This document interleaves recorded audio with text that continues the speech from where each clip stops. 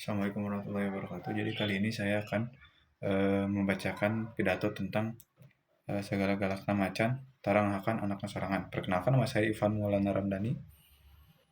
NIM saya 255200040. Yang saya hormati para teman-teman saya, lalu serta dosen mata kuliah agama atau pendidikan agama Islam, yaitu Bapak Yuda, serta seluruh hadirin yang dimuliakan oleh Allah Subhanahu wa taala. Puji syukur marilah kita panjatkan kehadirat Allah Subhanahu wa taala yang telah memberikan kita nikmat iman, kesehatan dan kesempatan sehingga kita dapat berkumpul dalam forum yang berbahagia ini. Serta salawat serta salam semoga senantiasa tercurah kepada junjungan Nabi Muhammad, Nabi kita Muhammad Shallallahu alaihi wasallam, keluarga, sahabat dan pengikutnya hingga akhir zaman. Pada kesempatan kali ini saya menyampaikan pidato tentang filosofi Sunda yang berjudul Sagalak-galakna Macan, Tara Ngahakan Anakna Sorangan. Dalam perspektif nilai-nilai Islam, tema ini sangat penting untuk kita renungkan bersama karena nilai-nilai budaya, nilai agama adalah dua fondasi utama yang membentuk karakter masyarakat. Masyarakat Sunda memiliki kekayaan budaya yang sangat luar biasa.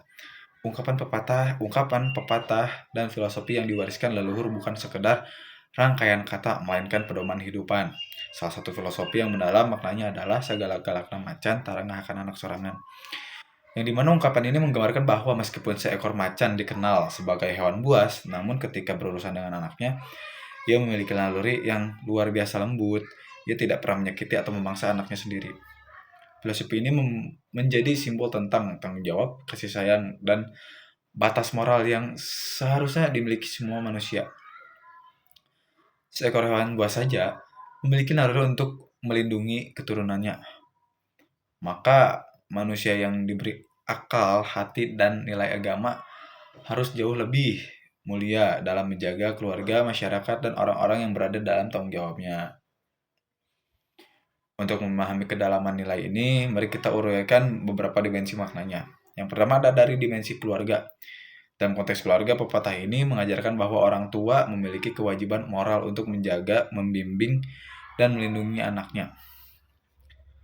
Orang tua boleh bersikap tegas, menjaga, membimbing, dan mendidik, tetapi tidak boleh melampaui batas hingga menyakiti atau mengabaikan kebutuhan anak. Seperti itu. Jika dari dimensi kepemimpinan, pepatah ini juga mengandung pesan kepemimpinan. Seorang pemimpin boleh tegas, tetapi tidak boleh menyalahgunakan kekuasaannya untuk menyakiti rakyatnya sendiri. Dari dimensi sosial,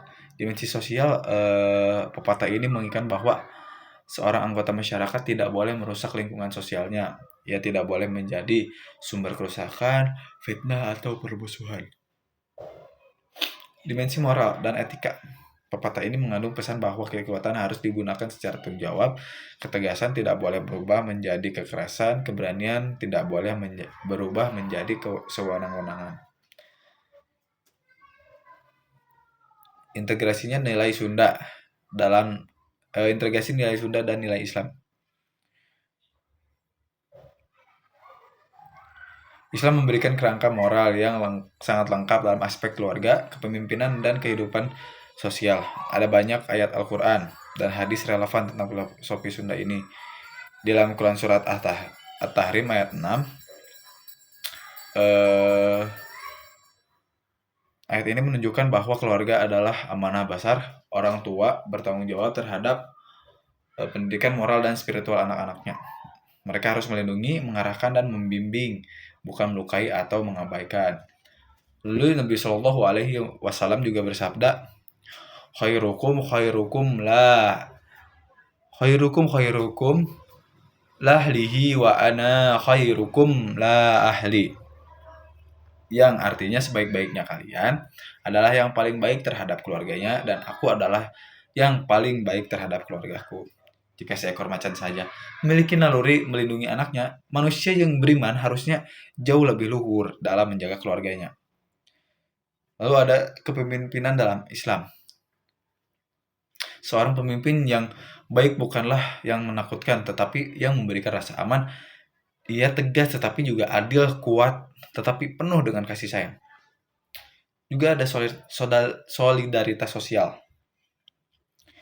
Islam menyuruh umatnya membangun masyarakat yang saling melindungi, bukan saling memangsa. Maka pepatah ini menjadi pengingat bahwa kita tidak boleh memakan saudara kita sendiri melalui fitnah, iri hati, dan perbuatan yang merusak. Lalu ada kasih sayang sebagai dasar akhlak. Lalu contoh aplikasi dalam kehidupan modern. Satu, ada di dalam dunia pendidikan. Guru harus mampu meniru filosofi tersebut, tegas namun tidak melukai psikologis murid.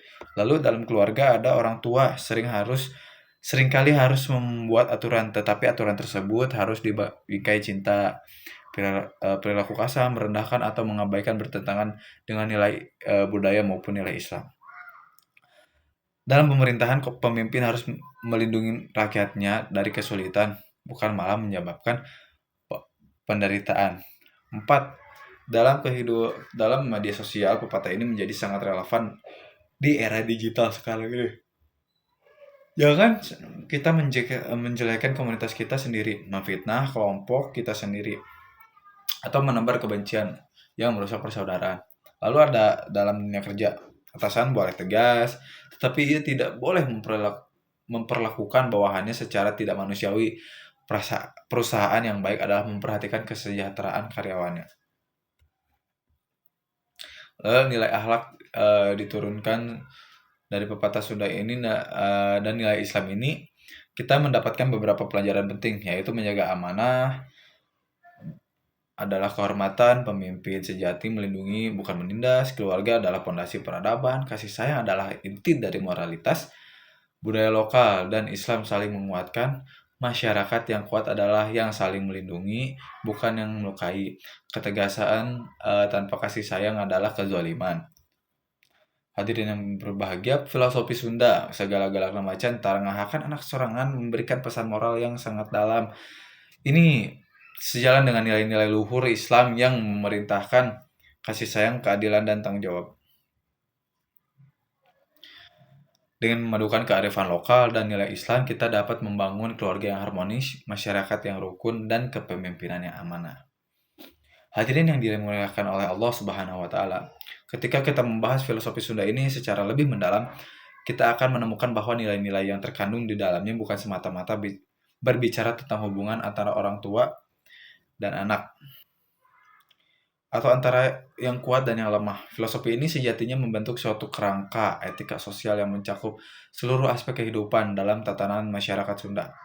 Ungkapan ini menjadi batas moral yang membingkai seseorang harus menggunakan kekuasaan, mengelola emosi, dan menjaga keharmonisan hubungan sosial. Hadirin yang berbahagia, ketika kita menghubungkan filosofi ini dengan ajaran Islam, kita menemukan keselarasan yang sangat kuat di dalam Islam. Kasih sayang bukan hanya perasaan tetapi kewajiban moral. Rasulullah SAW sebagai teladan utama akhlak mulia menunjukkan bagaimana seorang pemimpin harus memperlakukan umatnya dengan penuh kelembutan. Beliau adalah sosok yang paling kuat, tetapi kekuatannya tidak pernah digunakan untuk menindas apalagi menyakiti. Justru sebaliknya, kekuatan beliau ditunjukkan melalui kemampuan mengampuni, menahan amarah, dan serta melindungi mereka yang lemah. Hadirin yang dirahmati Allah, selain dalam lingkup keluarga, filosofi ini juga relevan dalam dunia pendidikan. Guru, dosen, para pendidik adalah orang yang diberikan amanah besar untuk membentuk karakter generasi muda dalam masyarakat Sunda. Guru dihormati layaknya orang tua. Oleh karena itu, seorang guru tidak boleh menunjukkan ketegasan tanpa kasih sayang. Ketegasan memang diperlukan, tetapi tujuan dari ketegasan itu adalah membimbing, bukan melukai, mendidik, bukan menekan.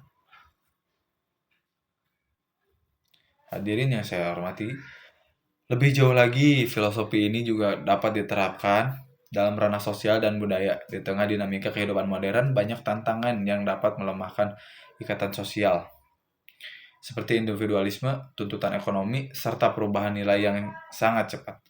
Namun, falsafah segala galak macan Tarang akan anak sorangan menjadi pengingat bahwa dalam kondisi apapun, ikatan kekeluargaan dan tanggung jawab sosial tidak boleh dilepaskan.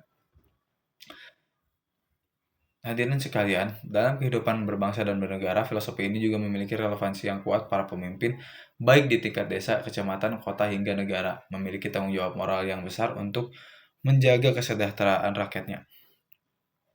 Seorang pemimpin yang baik bukanlah pemimpin yang menggunakan kekuasaannya untuk menekan dan menguasai rakyatnya, tetapi pemimpin yang menggunakan kekuasaan untuk melindungi, menguatkan, dan memajukan rakyat yang dipimpinnya. Pemimpin yang baik ibaratnya macan yang kuat, tetapi tidak memangsa anak-anaknya.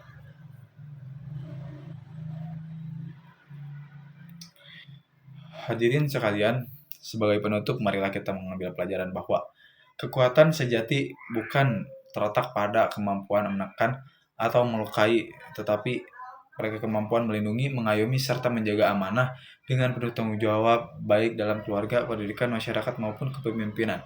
Prinsip utama harus dijaga adalah kasih sayang, pengendalian diri, dan keadilan. Dengan menerapkan nilai-nilai ini, kita tidak hanya menjaga warisan budaya Sunda, tetapi juga menjalankan ajaran Islam yang penuh rahmat dan kebijaksanaan. Sekian dari saya. Wassalamualaikum warahmatullahi wabarakatuh.